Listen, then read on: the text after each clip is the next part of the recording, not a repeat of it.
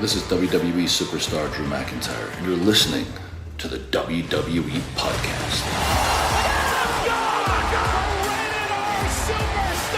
The champ is the one that everybody wants, me. It's going to WrestleMania.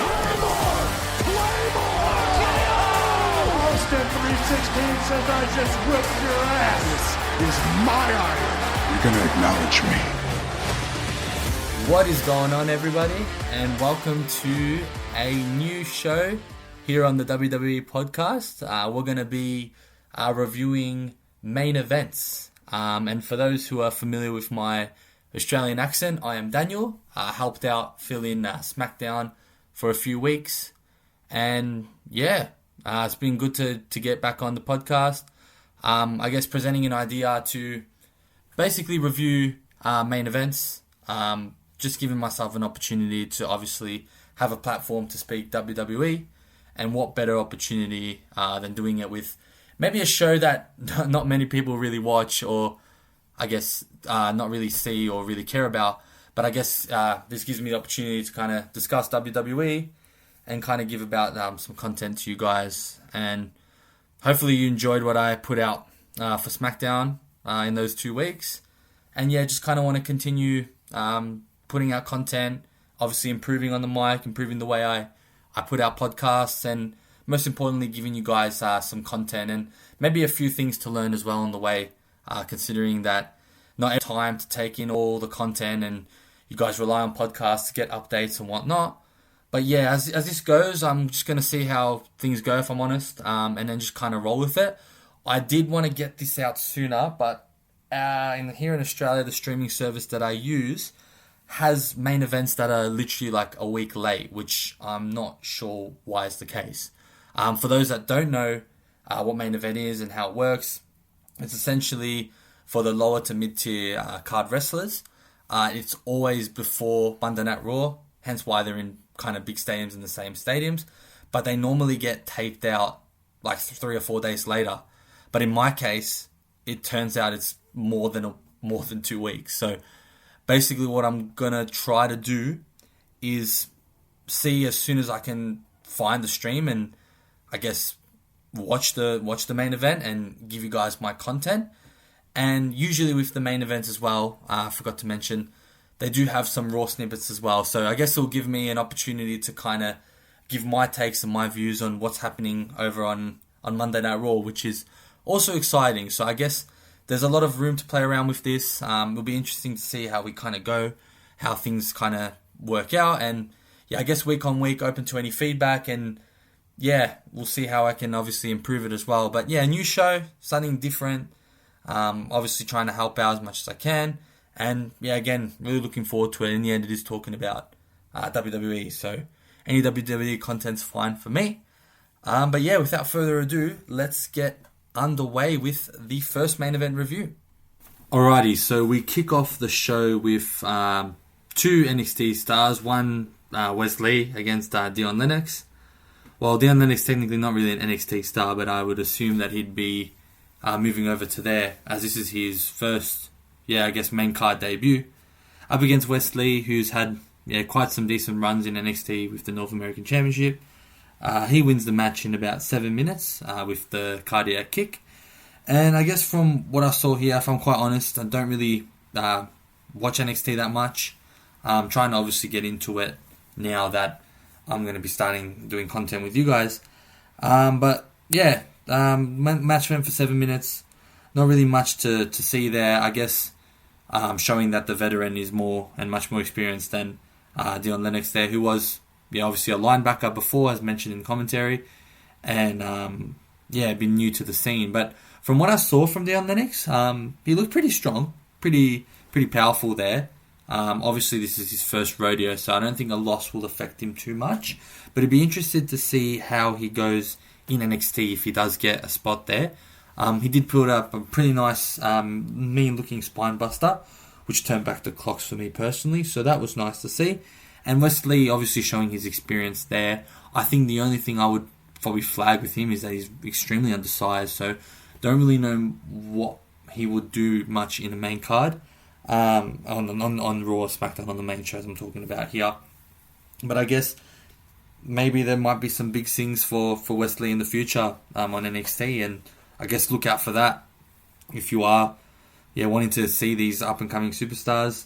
It was just a good display, simple match, a lot of good moves, and Wesley came out with the victory there.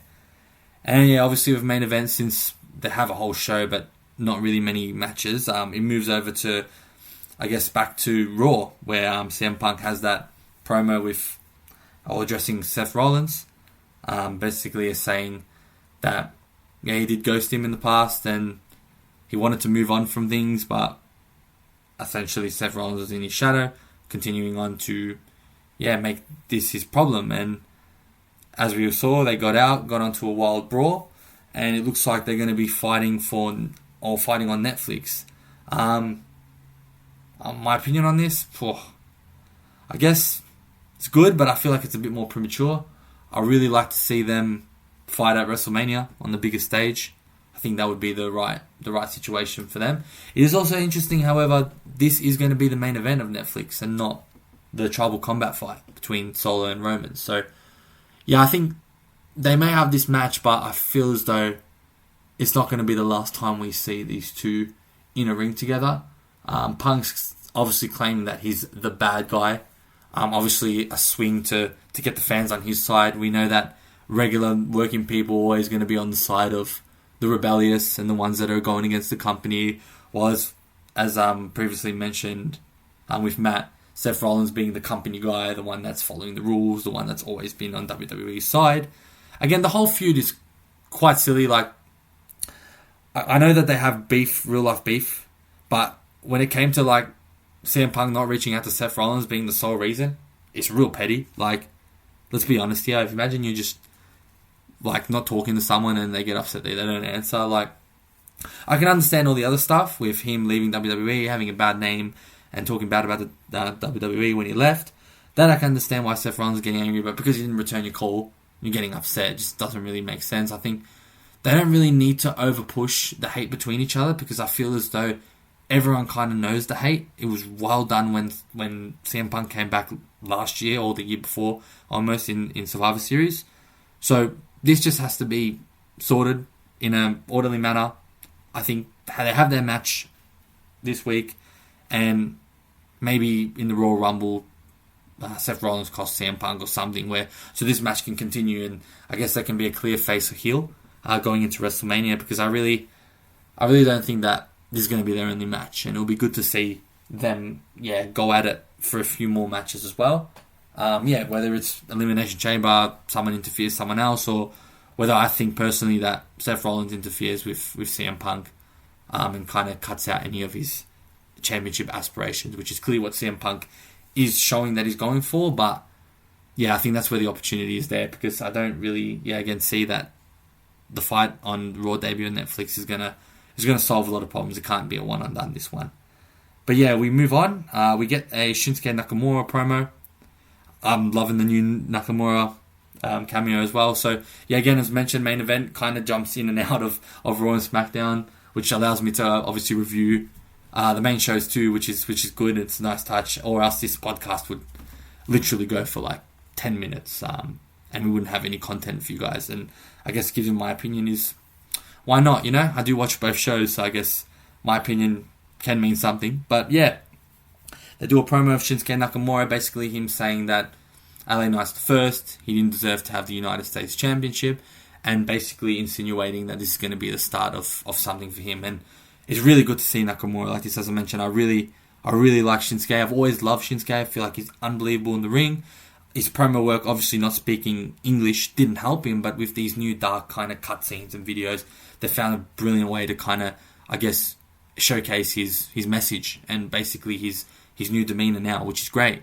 We're now seeing a darker side of Shinsuke. We're seeing a more kind of mysterious vibe and something that's really different. Before he got off the shows, he was just essentially a jobber losing matches, and I feel like that's such a big waste for such a experienced wrestler and someone that's done a lot for wrestling around the whole world, especially in Japan and even coming to WWE. So it's a really good opportunity for Shinsuke to kind of, I guess grow from winning the United States Championship. As much as I love LA Knight, I think it was a great call for Shinsuke to win.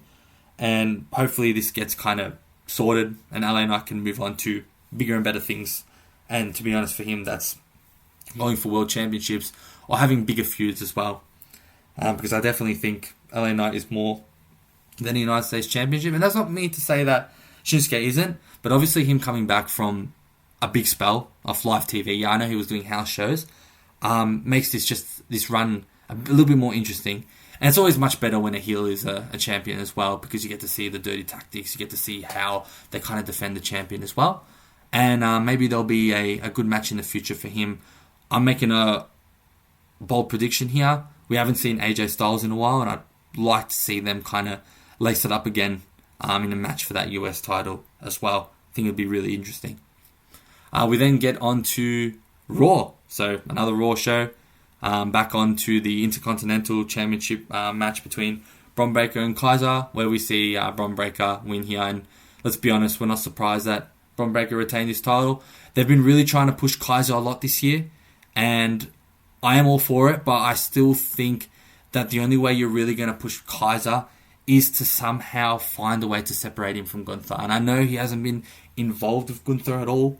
They haven't really been showing much of them together, but I really would like to see like an official split up between the two. That way we can kind of take Kaiser a little bit more seriously, I think, because he's got potential. He's really good in the ring. He's having a lot of good feuds between superstars. That feud with Sheamus is pretty solid.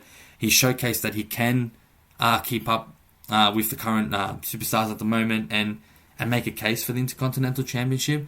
But at the same time, he's still, I think, personally viewed as Gunther's sidekick, even though he's not being his sidekick. There hasn't been an official split up there. So it would be good to see that. It'd also be good for him to kind of, make a bit stronger case on winning a championship as well. Because at the moment, I don't think Bron Breakker's looking like losing at all. So, again, interested to see what they do with Kaiser after this. This surely doesn't really help him at all. I think it just continues that reputation that, he's good, he's solid, he's having good matches, but he's not going to win. So, they're in a tough spot there. I think a future Gunther feud might be good if they're willing to push him to the limits, but I don't think he's ready for that yet, and I think Gunther's too over at the moment. But that's what I think. I think a split there is imminent, if I'm honest. We then go back to main event, which is great. Back to what we're supposed to be reviewing with the Unholy Union going against Kaden Carter and Katana Chance. And the Unholy Union, what a fall from grace they've had. Ever since they lost the titles, they've done nothing. And I think the reason why they won the titles in the first place is because it was in Scotland. And they haven't, Clash at the Castle when they won it, and they haven't figured out a way to get them involved again. Because, we're seeing them on main event shows. They get the win here. Just a back and forth match. Classic match there. Nothing really to talk about here. They get the win, and I don't know, I guess they could potentially get back into the tag team fold, both tag teams, but there really isn't much for them, if I'm honest. And I feel as though the match is a bit of a waste for main event. I feel like getting in some NXT talent would make more sense in that aspect, because you're not really seeing where these superstars are going to go. Like Kaden Carter and Katana Chance as tag teams, don't really see them going anywhere. As singles players, not really either. They're definitely superstars that can easily be replaced with what's going on in NXT right now, with Roxanne Perez, Lola Vice, and all that. That could definitely do a better job. And even if you can't get him on NXT, get him on main events before Raw, so then that the audience can kind of have their eyes set on them and see how they perform. Because we've seen enough of, I guess, the Unholy Union and also Kaden Carter, Katana Chance. And let's face it, they don't look near ready for a title contendership. And it's pretty sad because there is a need of women's tag teams, and these four haven't really shown that. The match, though, as I said, was average, back and forth, good display, but in terms of them going forward as tag teams, there doesn't seem to be a pathway there for any success. But you never know, maybe they'll get their opportunities back on Raw. If there's some transfers, they might go on SmackDown and see if they can do anything. But again, with that one championship belt, it is also hard to kind of chop and change these superstars, because they don't really have a a certain destination there. So yeah, it will be interesting to see what happens. Maybe back on continuing to do main events shows before, but yeah, a bit difficult in that aspect. We then had the main event back on Raw with the War Raiders taking on Finn Balor and JD McDonough for the World Tag Team Champions. And as we did see, just as I guess JD McDonough and Finn Balor were going to get up to their normal antics, disqualifying themselves and maintaining the title, which I, for 1 second, really thought was going to happen, and quite frankly was going to be very disappointed if it did. Thankfully, Damian Priest came out, stopped Finn Balor from obviously using the chair, and then that led to the War Raiders winning the match, finally ending this underwhelming reign between Finn Balor and JD McDonough, which saw them defend the title about 3-4 times. And now we've got some actual tag teams that hopefully will defend the titles on a regular basis. It'll be interesting to see which direction they go with the new and revamped War Raiders, which are looking like to be faces of WWE now before they were heels. And obviously with a new outlook and new name to top that off. And I guess that will lead into another Damian Priest and Finn Balor program where this might continue on all the way to WrestleMania, especially with the Royal Rumble coming up with another Saturday night main event. We may see this storyline go all the way until then, and should we do really good things for Finn Balor, I feel like this will put Damian Priest over the top, and eventually he'll end up contending for heavyweight champions again in the future. But I think with that feud, I think there's a lot to go there. They haven't really scratched the surface of it much. We obviously had Bad Blood where they had their fight, but it'd be good to see if there's any more, there's a stipulation added to that.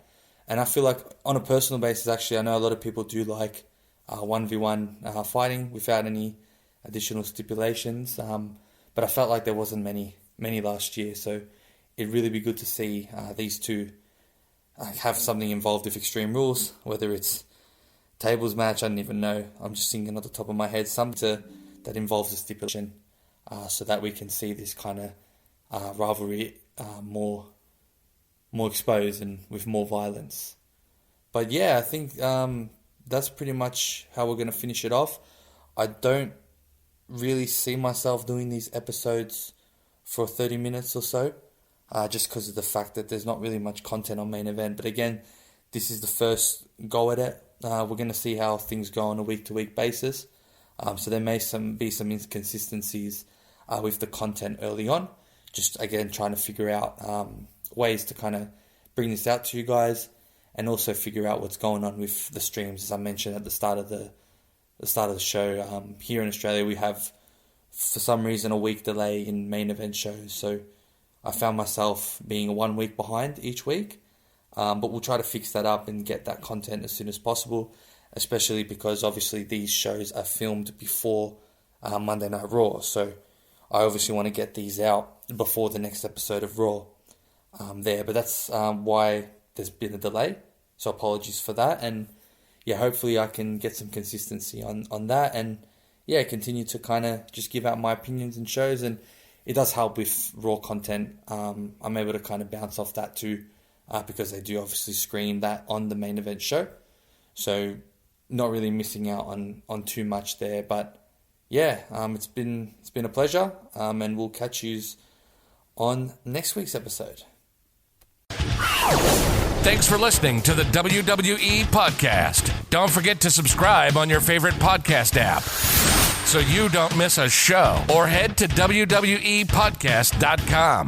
And for all of these shows ad-free, head over to patreon.com/WWE Podcast. Until then, we'll see you next time.